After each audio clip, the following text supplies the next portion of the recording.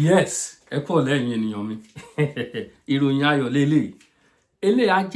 á jẹ́ àríkọ́gbọ́n fún gbogbo ẹ̀yin tẹ́kù. Abdulrahman alápatà ti ìlú Ìlọrin tó mú girlfriend ẹ̀ tó kun yẹ́nẹyẹ̀nẹ girlfriend lẹ́yìn ìgbà tó kò bá sùn tààrà fún ó kun yẹ́nẹyẹ̀nẹ ó fẹ́ fi ṣògùn owó. Tọ́ ó ti rí ikú he o. Ilé ẹjọ́ Giga ní ìlú Ìlọrin ó dájọ́ wọ́n gbé ìdájọ́ kalẹ̀ yìí gbòòsà wọ́n ní kó lọ yẹgi fún Abdulrahman títí tí ẹ̀mí á fi bọ́ lára ẹ̀. Ògo ni fún Ọlọ́run. Àwọn òbí ẹ̀ ti fojú sunkún ẹ̀. Ohun tí à ń wí lélẹ̀ gbogbo ẹ̀yin òṣìkà ṣé mọ̀ pé lẹ́yìn eléyìí míì ti padà ṣẹlẹ̀ ẹ̀wé tó ṣẹlẹ̀ lẹ́kọ̀ọ́ ní Ìkòròdú ọwọ́ tẹ̀ wọ́n náà o. Ìkan náà ṣẹlẹ̀ ní ìlú wo ló ti ṣẹlẹ̀ náà tá à ń gbọ́ nínú ìròyìn lẹ́ni. Wọ́n mú arábìnrin wọ́n dẹ̀ invite dókítà nurse lára àwọn ìyá kan wá tìrìtì nílé. Dókítà máa lóyún sínú pẹ̀lú oyún ó dẹ̀ gbéra ẹ̀ ó dẹ̀ lọ sílé láti lọ treat. Wọ́n gbẹ̀mí arábìnrin yìí o. Wọ́n kún yánnayànna. Ẹni tó kún yẹn gan sí ó rà ń pọ́wọ́ ti tẹ̀ ṣùgbọ́n ọwọ́ ti tẹ àwọn kọ̀ọ̀kan. Ọwọ́ sì máa padà tẹ̀ òun náà torí kò lè rújá kò lè lọ ọmọ tó wà nínú yẹn gan orí ọmọ yẹn ò ní jẹ́ kó lọ kò ní bọ́yọ nínú ẹ̀ níbikíbi tó bá wà nínú ìnira láwà.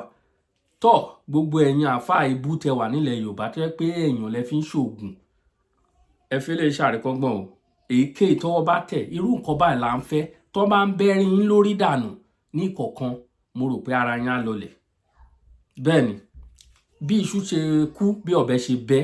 ẹ wá gbọ́ ẹnu oníkan báyìí wọ́n ti ń gbọ́ pọn. Ìlọrin yá o yá. أعوذ بالله من الشيطان الرجيم بسم الله الرحمن الرحيم والصلاة والسلام على رسول الله وعلى آله وصحبه أهل الله. Ilé ẹjọ́ gíga ti ìpínlẹ̀ Kwara State èyí tó fi ìlú Ìlọrin ṣe ibùjókòó bẹ́ẹ̀ ni a wà báyìí láti gbọ́ ìdájọ́ Abdulrahman Bello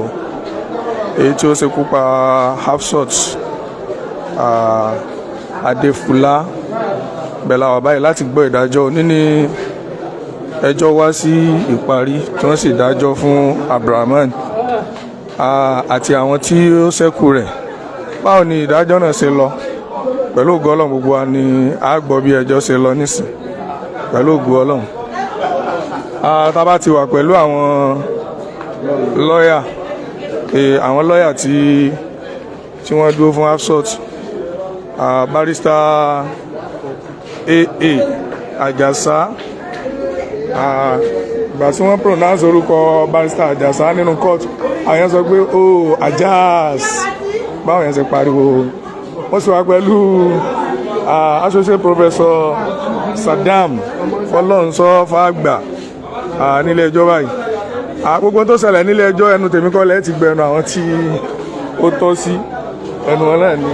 ẹ ti gbọ́. Wa alaikum salam wa rahmatullahi ta'ala wa barakatuhu. Bá a dárúkọ yín gẹ́gẹ́ bí ìṣe wa gbogbo àwọn ará ilé. Orúkọ mi ni Fọlọ́runṣọ́ Ahmed Hussein tí gbogbo ayé mọ̀ sí Dr. Saddam Fàgbà.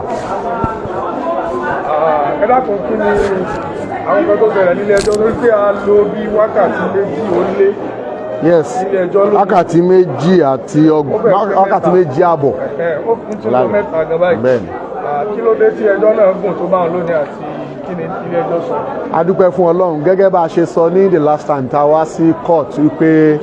ọjọ́ mi tá a bá pàdé báyìí judgement ni kéèsì yìí máa wà fún. Judgement òun ló wáyé lónìí.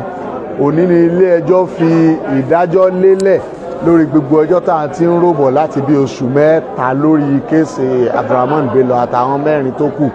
Judgement náà la lọ gbọ́ lónìí òun ni adájọ́ ń kà láti bí wákàtí méjì àbọ̀ kí wọ́n tó fi orí rẹ̀ tì sí ibi tí wọ́n fi tì sí nísìn. Aṣáájú kí ẹ tó lọ mo ní ìfàní láti béèrè lọ́wọ́ yín pé àwọn mẹ́rin kan bẹ tí wọ́n kó papọ̀ mọ́ Abdulrahman tí wọ́n fi ń jẹ́ márùn-ún. Bẹ́ẹ̀ni. Bẹ́ẹ̀ni mo ti fẹ́ kẹ́ ẹ gbé àlàyé kí ló ṣẹlẹ̀ lérí wọn kí sì ní ìdájọ́ lérí wọn. gẹ́gẹ́ bí mo ṣe ṣàlàyé fún ẹ̀mí àti àwọn akẹgbẹ́ mi bá ṣe ṣàlàyé fúnra wa ní the last time wípé gbogbo ẹ̀rí tí ń bẹ nílé ẹjọ́ lórí ọ̀rọ̀ yìí particularly lórí àwọn mẹ́rẹ̀ẹ̀rin tí ẹ béèrè yẹn báwo a ṣe rí gbogbo ẹ̀rí tí ń bẹ nílé ẹjọ́ látìgbà náà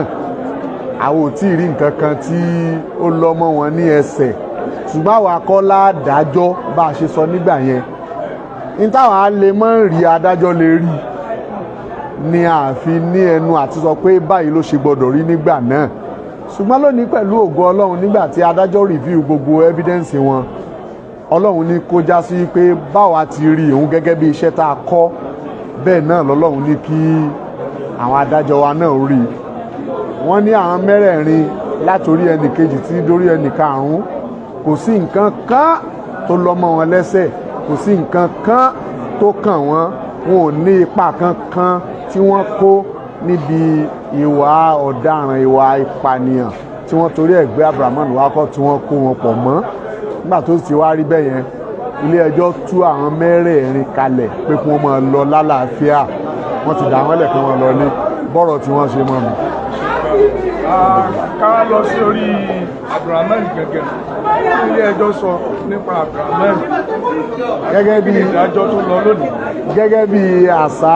àwọn tí wọ́n bí wa wọ́n ní ọ̀rọ̀ pọ̀ nínú òwe kọ́bọ̀ tá a bá ní kí a máa ṣàlàyé bí ilé ẹjọ́ ṣe tó ní sísẹ̀ǹtẹ̀lé láàrin wákàtí méjì àbọ̀ á lọ wákàtí méjì àbọ̀ mí yà yín lórí ìdúró yìí ṣùgbọ́n gẹ́gẹ́ bí àlàyé tèmi àtàwọn ẹkẹgbẹ́ mi ṣe fún wa lọ́jọ́ sí náà wípé kódà nínú experience tèmi láàrin bíi 30 ọdún ó dín nǹkan kan díẹ̀ tá a ti ṣiṣẹ́ lọ́ọ̀yà yìí ẹjọ́ yìí ni àkọ́kọ́ tí mo kọ́kọ́ rí tó jẹ́ ẹjọ́ ìwà ọ̀daràn tó wúwo tó yá jù torí ìjókòó ẹlẹ́ẹ̀keje ni tòní tá a fi gbàdájọ́ yìí very unusual gbogbo kéèsì abẹ̀rẹ̀ kéèsì yìí nísìnyí tó bá kó oṣù mẹ́ta kò lè tí ì ju oṣù mẹ́ta lọ ìjókòó ẹlẹ́ẹ̀keje la gba judgement yìí tí ń túmọ̀ sí wípé adájọ́ wa tí wọ́n ṣe ẹjọ́ náà wọ́n fi ìjẹ́ni Ọlọ́run àti ìbẹ̀rù Ọlọ́run ṣe ẹjọ́ náà púpọ̀ tí wọn ò fi ààyè kó wọ́lẹ̀ rárá wọ́n fi kalẹ̀ rárá kò sí nǹkan kan tẹ́nìkan kan rí ọgbọ́n dá sí kẹjọ́ náà wọ́lẹ̀ láfi ríbi tá a bá dé lónìí now nígbà tá a délé ẹjọ́ lónìí gẹ́gẹ́ bí ìdájọ́ wọ́n review evidence bí wọ́n ti máa ń ṣe nílé ẹjọ́ wọ́n sì rí ìdí rẹ̀ fi múlẹ̀ tí gbogbo ẹni tí ń bẹ ń jòkó náà rí pé bí wọ́n ti rí wọ́n ti ń wí bẹ́ẹ̀ náà ló ṣe rí torí pé gbogbo aná là ń bẹ ń kóòtù nígbà tí wọ́n ń give evidence tó ń lead evidence ní kéèsì yìí ilé ẹjọ́ rí ìdí rẹ̀ fi múlẹ̀ wípé Abdulrahman Bello ó dáràn wọ́n ní ẹ̀sùn mẹ́rin ni alákọ̀ọ́kọ́ ń bẹ ní conspiracy ìgbìmọ̀ràn pọ̀ láti ṣe aburú nígbà tí wọ́n ti rí tílé ẹjọ́ ti rí pé kò sí ẹ̀rí tó fìdí ẹ̀ múlẹ̀ pé ó gbìmọ̀ràn pọ̀ pẹ̀lú àwọn kan láti ṣe aburú òun ló ń tó yọ àwọn mẹ́rin tàkọ́kọ́ kú ń bẹ̀ tí ń túmọ̀ sí wípé gbogbo ohun tí wọ́n ló ṣe òun nìkan ló ṣe kò sí gbìmọ̀ràn pọ̀ ń bẹ̀ pẹ̀lú ẹnìkan kan conspiracy ò lọ pàtí conspiracy ò ti lọ àwọn mẹ́rẹ̀ẹ̀rin tí wọ́n kó pọ̀ mọ́ wọn bọ́ ń bẹ̀ so kóòtù convict òun náà fún conspiracy ẹlẹ́ẹ̀kejì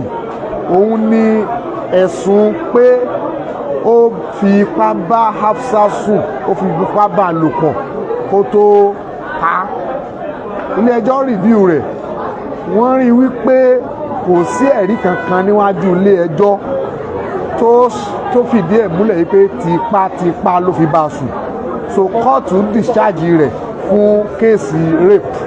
nígbà tí ò sí ẹ̀rí kankan no piece of evidence in the whole of the proceedings kò sẹ́ni kankan tó mention kankan tó jọ mọ́rọ̀ pé ó fipá bá a lò nínú gbogbo ẹ̀rí tí wọ́n fi lélẹ̀ tí ò bá sì sẹ́ẹ̀rí nílé ẹjọ́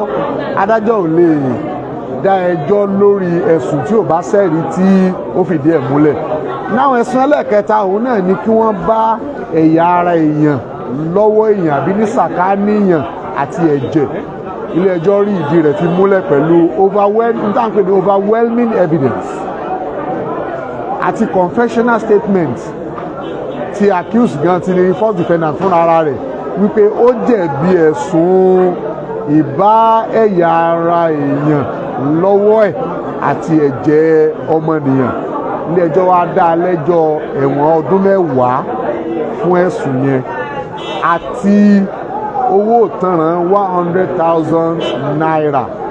tí ó bá wá rówó ìtanràn ń san kó tún ṣẹ̀wọ̀n oṣù 6 míì ní ìpààrọ̀ tí owó ìtanràn nì gbídájọ́ káùntì yẹn ṣe lọ́nu. ẹlẹ́ẹ̀kẹrin tó jẹ́ ti parí ẹ̀ òun ni ẹjọ́ ìpànìyàn. ilé ẹjọ́ rí díẹ̀ fi múlẹ̀ dáadáa convincingly fún gbogbo ẹni tí ń bẹ ní court látara àwọn ẹ̀rí àti gbogbo exhibit kan fi kalẹ̀ àtàwọn ọ̀rọ̀ tí Abdulrahman fúnra rẹ̀ fẹnu ara rẹ̀ sọ ní àgọ́ ọlọ́pàá àti ní DSS office tí wọ́n gbé gbogbo ẹ̀ síwájú ilé ẹjọ́ wípé ó jẹ̀bi ẹ̀sùn ìpànìyàn pé òun ló pa Hafsa pẹ̀lú gbogbo ẹ̀rí tó wà nílẹ̀. torí ìyẹn ilé ẹjọ́ wá dá a lẹ́jọ́ pé kí wọ́n lọ yẹgi fún un tí ẹ̀mí ò fi bọ́ ní ọrùn rẹ̀. ilé ẹjọ́ tó pronounce sentence rẹ̀ yẹn wọ́n fún wọn l'opportunity gẹ́gẹ́ bí òfin ṣe gbà wá láyè kóun náà sọ ohun tó bá lè rí wí. lọ́ọ̀yà rẹ̀ lítẹ̀ kọ́kọ́ sọ̀rọ̀ ó bẹ̀ ilé ẹjọ́ kí wọ́n wò ó ṣe torí àwọn ìdí kan tó ṣàlàyé fún ilé ẹjọ́. ilé ẹjọ́ ní kóun náà sọ̀rọ̀ òun náà sọ̀rọ̀ pé kí ilé ẹjọ́ wo ojú àánú ṣe òun ní di àánú tọ̀. lẹ́yìn ìgbà tó sọ gbogbo ẹ̀ tán ilé ẹjọ́ sì wá pronounce sentence wọn wípé kí wọ́n lọ yẹgi fún Abdulrahman títí tí ẹ̀ ló fi bọ́ ní ọrùn tiẹ̀ náà. ilé ẹjọ́ wàá dá a mọ́ bẹ́ẹ̀ wọ́n wá gba gbogbo àwa tá à ń wò wá káàkiri orígun mẹ́rin ayé nímọ̀ràn pàtàkì jùlọ àwa ọ̀dọ́ àti gbogbo àwa tí à ń lo social media. wọ́n jẹ́ ká mọ̀ pé bí social media ṣe lóore tó pọ̀ aburú tí ń bẹ ìmọ̀ sábà wúwo ju oore bẹ̀ lọ nígbà míì. nínú aburú tí ń bẹ bí social media òun ni tó lìdí sí ìdá ẹ̀mí Hafsa ní ògodò tó sọ Abdulrahman náà di ẹni tí wọ́n lọ yẹ igi fún báyìí. torí ìdí èyí gbogbo apápátá ká fi orí pípé àti ìmọ̀ ń tà ń ṣe ká fi lo social media ní tí ó ṣe wá ní àǹfààní tí ó ṣayé láǹfààní níbẹ̀ òun ni ká lò ká má lo social media lọ́nà tí a fi da ìlú rú tá a fi ba ayé jẹ́ torí wípé social media ni Abdulrahman ó wà nínú Abdulrahman ń lò tó fi ba ayé ọmọ ọlọ́mọ jẹ́ tó sì fi ba ayé ara tiẹ̀ náà jẹ́ tó fi sọ àwọn ẹbí rẹ̀ ní orúkọ burúkú. kí Ọlọ́run kó wọlá Ànábì Muhammad kí ó má jẹ́ kí gbogbo wa ó ṣìrìn tọmọtọmọ kó má jẹ́ ká sì ṣe tọmọtọmọ Ọlọ́run kó má fi irú èyí sọ gangan ẹnìkọ̀ọ̀kan wa. èmi àtàwọn akẹgbẹ́ mi náà à ń gba gbogbo anímọ̀ràn gbogbo àtàbọ̀ sórí social media táwọn sọ̀sọ́kúsọ táwọn wúwikúwì táwọn ṣèṣekúṣe bí ọwọ́ ẹ̀dá ò bá tiẹ̀ tẹ̀ ọ́ Ọlọ́run lúgọ̀dì ọ́ inna rabbaka labil mirsad. bí ọwọ́ yẹn ò bá tẹ̀ ọ́ bá sí rẹ bá bò lọ́wọ́ ẹ̀dá mọ́nìyàn àsìrè ò lè gò níwájú Ọlọ́run bí ọ̀rọ̀ judgement náà ṣe rí nìyẹn. ní kí n tó close ọ̀rọ̀ yẹn mo fẹ́ ṣe àkànṣe àdúà fún gbogbo àwọn tí wọ́n participate níbi ẹjọ́ yìí bẹ́ẹ̀ látòrí àwọn lawyer minister of justice tí wọ́n prosecute látòrí attorney general Kwara state àti gbogbo àwọn akẹgbẹ́ wọn tó fi dórí àwa lawyer tá a represent family àti gbogbo ìlú náà tó fi dórí àwọn lawyer tá a represent àwọn olùjẹ́jọ́ tó kù tí wọ́n discharge. kódà mo fẹ́ dúpẹ́ fún lawyer tó represent Abdulrahman Bello torí ìdí wípé tí ò bá sí lọ́yà kankan tó wá rẹpírẹsẹ́ǹtì fún Abdulrahman bó ṣe dúró kó òun ní gba lọ́yà láti bẹ̀rẹ̀ yẹn tí lọ́yà kankan ò bá jáde wá voluntarily láti wá rẹpírẹsẹ́ǹtì on pro bono ni àní débi tá a dé lónìí. so lọ́yà tó rẹpírẹsẹ́ǹtì Abdulrahman oore tó ṣe fún wa kò mọ níwọ̀n torí pé tí Abdulrahman ò bá ní lọ́yà kéèsì yẹn ò ní go on. so oore tó wúwo ni lọ́yà náà ṣe fún gbogbo àwa tí a ní interest pé òdodo ìdájọ́ òdodo la fẹ́ lórí kéèsì yìí kọ́lọ́n kó san gbogbo alẹ́ san rè àti gbogbo àwa tá ń lọ tá ń bọ̀ tó yẹ pé òdodo la fẹ́ lórí ọ̀rọ̀ àti gbogbo ẹ̀yìn tá ń gbọ́ wa káàkiri ayé Ọlọ́run ò ní fi gbogbo wa sọ gangan aburú irú eléyìí gbogbo àwa tí gbogbo ẹ̀yin tí ẹ̀ wá mójútó bẹ́ẹ̀ ti ń gbé ohùn wa sí afẹ́fẹ́ tí gbogbo ẹni tí ò sí nítòsí fi ń rí wa gbọ́ bẹ́ẹ̀ látòrí ẹgbẹ́ tiwa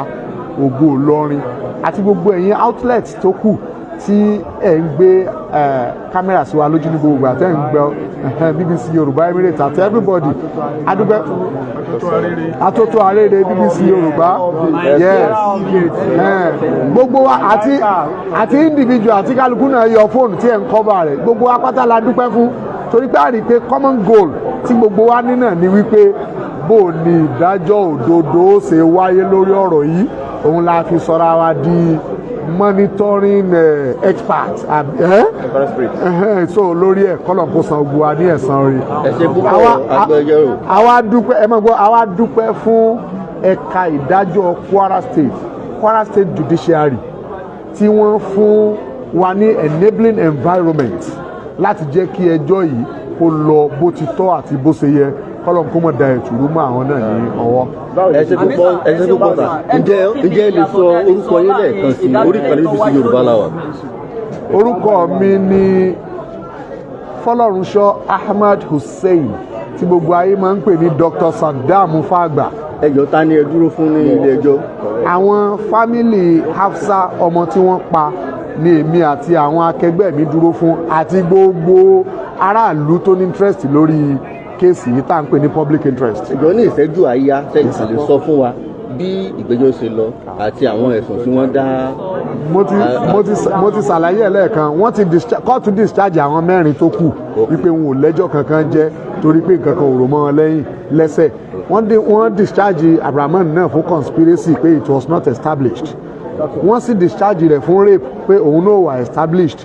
be in possession of human parts and human blood kóòtù convict rẹ̀ wọ́n fún un ní sentence ọdún 10 àti fine 100,000 then 6 months imprisonment in lieu of that fine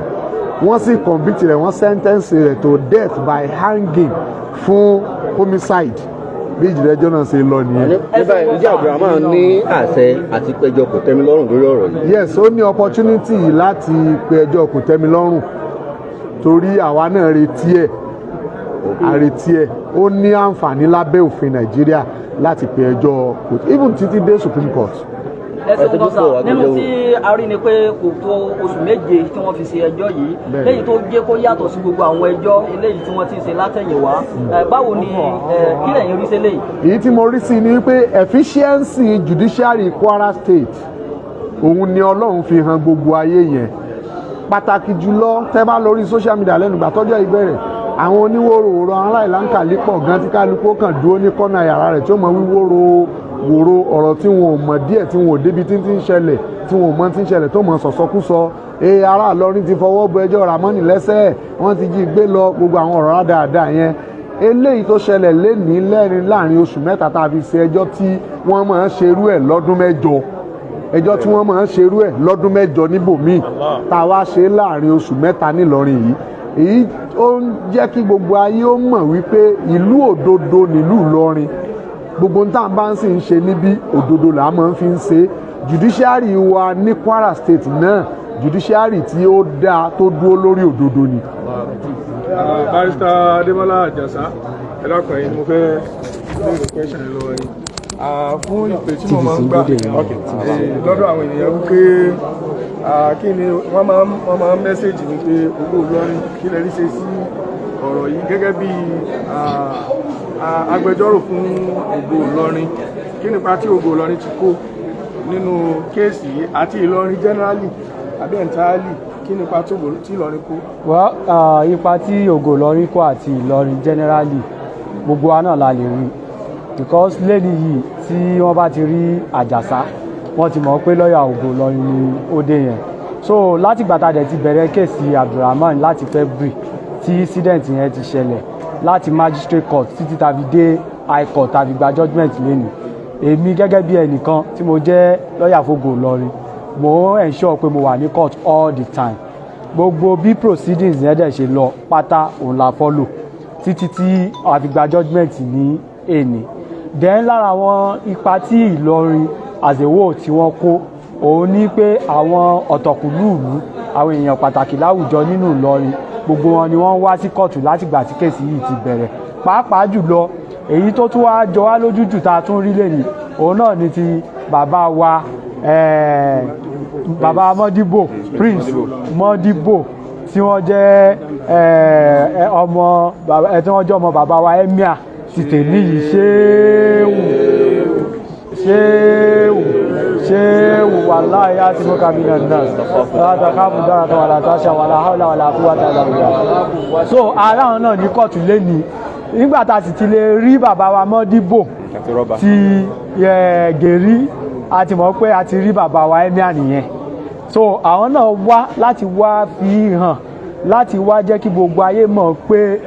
bàbá wa ọlọ́lá jùlọ emir Ìlọrin àwọn náà fẹ́ justice nínú kéèsì yìí. Ọlọ́run sì ṣe ojú wọn náà ló ṣe tí wọ́n fi ka judgement tí inú gbogbo ayé sì dùn nígbà tí wọ́n gbọ́ pé wọ́n ní kí wọ́n lọ yẹgi fún Abdulrahman títí tí ẹ̀mí ó fi bọ́ ní ara rẹ̀. In fact ibi tí inú àwọn èèyàn dùn dé kò sí everybody ò mọ̀gbà tí wọ́n pariwo síta tí wọ́n nínú kóòtù tó ṣe ń sọ pé ó tó tínú wọn dùn tí gbogbo wọn dúpẹ́. Irú nǹkan báyìí òun náà là ń fẹ́. In fact irú judgement yìí is the best of its kind because judgement yìí kì í ṣe judgement lásán, judgement tó tún encourage àwọn èèyàn tó tún advise àwọn èèyàn both the councils and the society at large ipe ẹ máa ṣe báyìí ẹ máa ṣe báyìí anybody tó bá ń jáde ẹ máa jẹ́ ká àwọn èèyàn mọ ibi tẹ́ ń lọ. In fact ẹ bá wà níbi tẹ́ ẹ lọ gan bó tẹ̀ jẹ́ pé fake call ẹ fẹ́ make ẹ kàn gbé sétí bíi pé àìló dádì lágbájá bọ̀dá mi àǹtí mi ọ̀dọ̀ lágbájá mo wà kó àkójẹ́ fake calls. Ká ní irú bẹ́ẹ̀ ṣẹlẹ̀ lọ́dọ̀ Abdulrahman nígbà tí gẹ̀yẹ́ wà bẹ́ẹ̀ the responsibility kó má rí lò kó sì má ṣe nǹkan tó ṣe yẹn torí yóò ti mọ̀ pé wọ́n ti mọ ibi tó wà tóun bá dẹ̀ ṣe nǹkan fún wọn á wá mú òun náà ní first suspect. So nínú ìmọ̀ràn tí ilé ẹjọ́ gbà wá òun nìyẹn nígbà tí wọ́n give judgement tán pé kí gbogbo wa o tá a bá ti ń lọ anywhere ká make sure pé à ń communicate pẹ̀lú àwọn èèyàn wípé mo ti wà níbi báyìí sí mo ti kó ń bí ibi báyìí ni mo tún wà ń sìn ọ̀dọ̀ lágbájá ni mo wà ń sìn. So ẹ jẹ́ kí gbogbo wa náà ká lẹ́ni lẹ́sìn látara ìṣẹ̀lẹ̀ tí ó ṣẹlẹ̀ yìí. Ọlọ́run ní jẹ́ kí ìṣẹ̀lẹ̀ aburú kó ṣẹlẹ̀ sẹ́ni kọ̀ọ̀kan wa. Ẹ ṣeun gan adúgbò fún yín pẹ̀lú ògbọ́n náà tá a bá tún ní ìbéèrè Ọlọ́run ní kẹ́yìn wà ní àrọ́wọ́tó wa á tún pè yín adúpẹ́ fún yín Ọlọ́run bá wa sàn yín lẹ́sàn rẹ̀. Alhamdulillah Rabbil Alamin. Òun náà ni a ti gbọ́n ní ṣókí ilé ẹjọ́ ti dá ẹjọ́ Abdulrahman àti Hafsat léyìí tí wọ́n kọ́kọ́ dá ẹjọ́ àwọn mẹ́rin tí wọ́n kó papọ̀ mọ́ gẹ́gẹ́ bí afa Abdulwasi Ahmed tí gbogbo ayé mọ̀ sí olóhùn méje. Ilé ẹjọ́ ní kí wọ́n máa lọ láyọ̀ àti àlàáfíà tí wọ́n jẹ́ àwọn mẹ́rin bẹ́ẹ̀ wípé wọn ò mọ́wọ́ wọn ò mẹsẹ̀ kọ́lọ́mọ́jà kárí àkóbá. Bákan náà ilé ẹjọ́ dá ẹjọ́ fún Abdulrahman fún wípé wọ́n bá páàtì èèyàn àti ẹ̀jẹ̀ èèyàn lára rẹ̀ wípé kó lọ lo ọdún 10 pẹ̀lú fáìnì 100,000 naira. Tí ò bá wá rí 100,000 naira ń san yóò tún fi sun ẹ̀wọ̀n oṣù 6 mi yóò máa jẹ́ ọdún 10 àti oṣù 6. So yàtọ̀ sí eléyìí ilé ẹjọ́ wá gbé ẹ̀sùn tí ń jẹ́ ẹ̀sùn apànìyàn dìde pẹ̀lú ìwádìí tí wọ́n ṣe ó yé gbogbo ayé. Ilé ẹjọ́ sì fi wọ́n jẹ́ olóńtẹ̀ wípé Abdulrahman pa Hafsat ní pẹ̀lú ìmọ̀ọ́mọ̀ ló fi pa. Ilé ẹjọ́ ṣẹ̀ṣẹ̀ wá fún ní ẹ̀wọ̀n èyí tí ìdájọ́ Yegi fún ni títí tẹ́mi ó fi bọ́ lára ẹni òní wọ́n dá fún Abdulrahman. So onídélé yìí ilé ẹjọ́ sì tún gba gbogbo anímọ̀ràn wípé gbogbo bí tá a bá ń lọ láyé ká make sure pé àwọn mọ̀lẹ́bí wa à ń jẹ́ kí wọ́n mọ ibi tí à ń lọ.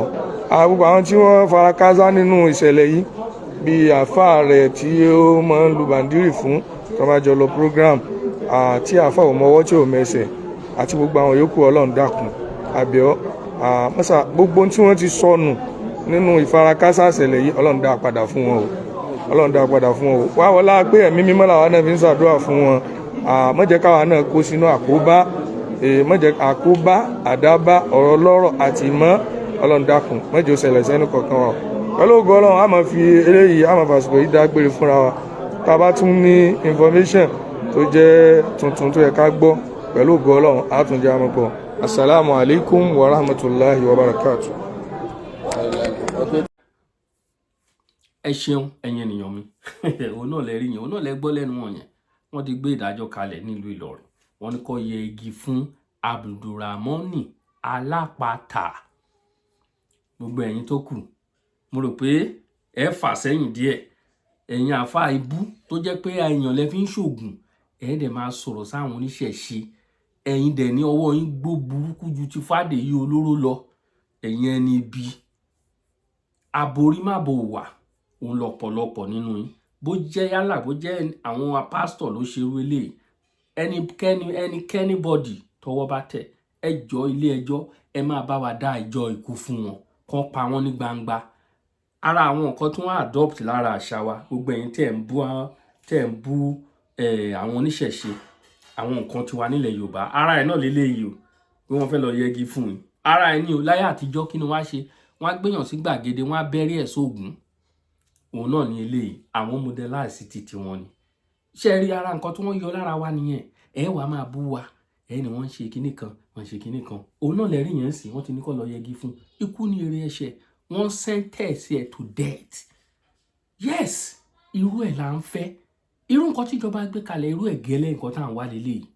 ẹ múra sí ẹ má lọ yí padà nínú ìwà ẹbí tẹ̀ ń ṣe kiri ẹ wò ó ẹ̀yin ènìyàn mi ìwọ̀nba náà sọ nínú ọ̀rọ̀ ọlọ́rọ̀ èmi ọmọ ọ̀rẹ́ náà ni Àkàlàmàgbò TV show. Don't forget to subscribe to this channel if you are watching for the first time. Drop your comment, love and like. Please, mo bẹ̀ yín ni o. Ó dàbọ̀.